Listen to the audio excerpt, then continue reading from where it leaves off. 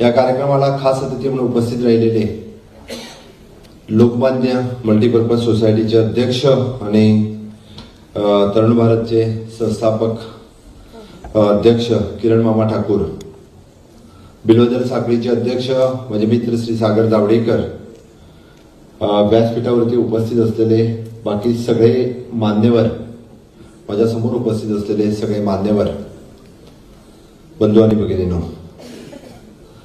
खरं म्हणजे बिल्वदल साखळीने साखळी भूषण पुरस्कार मला द्यायचं ठरवलं म्हणण्यापेक्षा त्याने तो जाहीरच करून टाकला. मी त्यांना तेच म्हटलं होतं की मी अजून पुरस्कार घेण्या इतपत मोठा झालेलो नाहीये, त्यामुळे तुम्ही थोडी वर्ष थांबा, निदान हा टर्म कंप्लीट होईपर्यंत अजून 1-2 वर्षानंतर हा पुरस्कार दिला तर चालेल, असं मी सागरजींना विनंती करत होतो. नाही म्हणायला लागला, आम्हाला तो याच वर्षी द्यायचा आहे, त्यामुळे आम्ही जाहीर करून टाकलेला आहे. हा पुरस्कार फक्त माझ्यासाठी नसून साखळी मतदारसंघातील प्रत्येक माझ्या बंधू आणि भगिनींसाठी मी हा पुरस्कार मान्य करतो.